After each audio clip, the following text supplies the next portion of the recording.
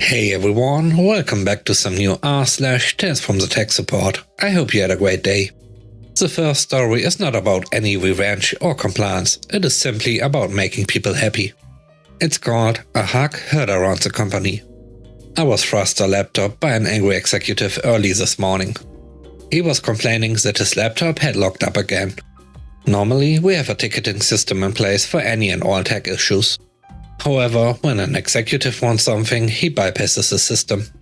So I go through the normal routine of diagnosis, and through my efforts I see that the issue is simply bad RAM. So I replace the RAM and take the unit back to the executive. He tells me he refuses to take the unit unless I have made 100% sure that everything that was wrong with it is fixed. Internally, I wanted to punch this man, but I held it in and simply asked him what other issues he was having and pulled out a notepad. He ran through a load of issues that all screamed just one CC cleaner to me, and I took his unit back to my desk. I went through and cleaned out installed programs used literally once and never again, and also cleaned out junk data. But then I found that a folder in his roaming was reading 12 GB but was hidden. I log in with my creds and enable viewing hidden or protected files, and I see that the hidden folder was from 2014. Basically, it was just a bunch of pictures and looked to be a temp folder created by one of the old programs I removed. Some kind of picture manager or something like that. Normally, when we see personal pictures on the machine, we are supposed to delete them immediately. Now, no one ever does this, as we are not that big of jerks in the IT department. Plus, this guy was an executive, so I decided to just move the pictures to his desktop under a folder I created called Old Pics. I took the laptop to him and informed him of the pics, telling him I left it up to him if he wanted them deleted or not. He thanked me for my time and I went back to work. About an hour later, he and his wife, who had come up to join him for lunch, came over to my desk. He seemed very happy and she was crying. Now, normally, when I have nothing to do and a boss comes over, I stand up to greet them. Just the way I was raised, I guess. I was not prepared for what followed and was totally shocked by the outcome. The lady wanted to thank me for finding the pictures. And the executive reached out to shake my hand, thanking me profusely before pulling me into a hug in front of the entire IT department.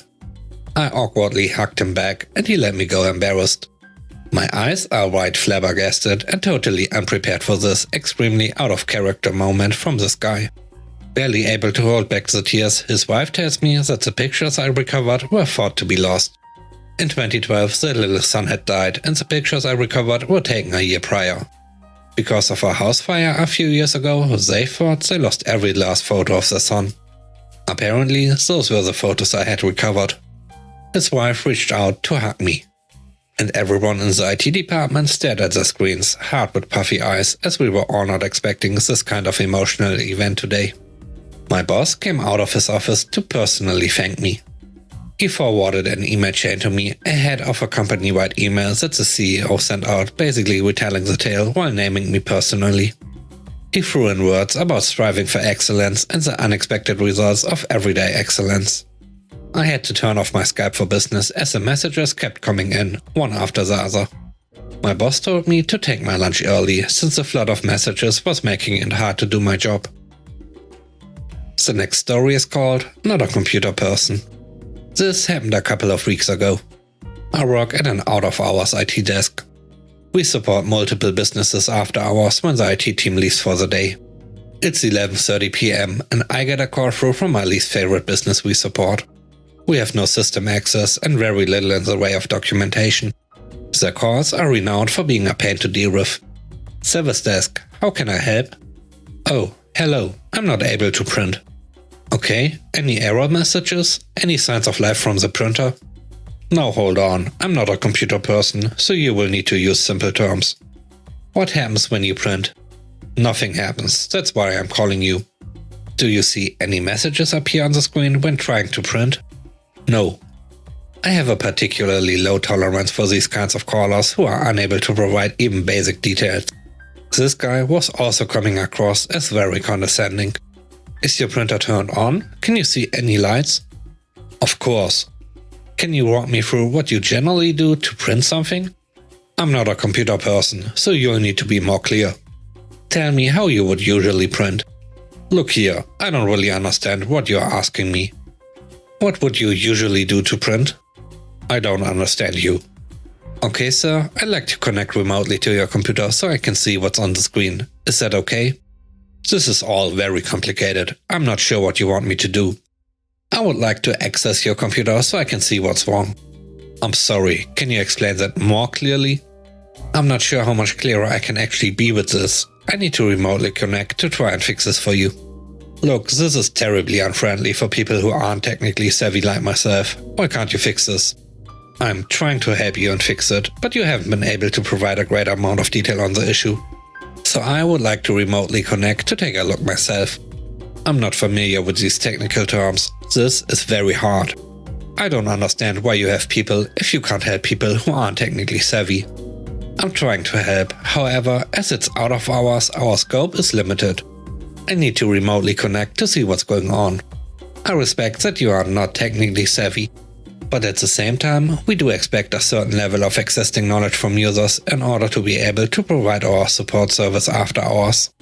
I can ask that the main service desk calls you back in the morning if you'd prefer. No, look, this is very important and I need this fixed. How do you get on my screen? Firstly, I need you to open my web browser or just go to Google. I just use this for email. What on earth is a web browser? Do you use Google? Yes, of course I do. Okay, please go to Google. We spend a painful amount of time getting GoToAssist working. Thank you, I'm now connected. I'm going to take a look at the printer setup now. I see the printer is reporting not connected. Can you check to make sure it's plugged in, please? I Google the model number, and this is a really old Epson printer, USB only. At this point, I've had enough of this caller's ineptness. But I don't know how. I'm sorry, I really can't help you with this part. You are the one physically located with the computer and the printer. Go to the printer and make sure any wires coming from it are plugged into the PC. Okay.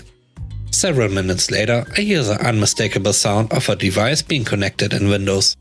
Okay, the printer is now showing as connected, so it looks like the plug was disconnected. Please try printing again. He navigates to Outlook, opens an email about discounted camping products and proceeds to print it off. I can hear the printer in the background, so it looks like we are good now. Yes, it's working, but you didn't help me at all. Click. He was such a pain. He also left GoToAssist running in the background. So I spent the next half an hour inconspicuously moving his mouse each time he tried to click something before I got bored and disconnected. The last story is called Made Me Feel Like a Hero. I work in a store that offers technical support for consumer level technology. A few days ago I had an elderly gentleman that we'll call Pete. Our receptionist made him a walk-in appointment earlier that day and I ended up taking it. When I opened it all up, the only notes I saw were third-party software hard of hearing.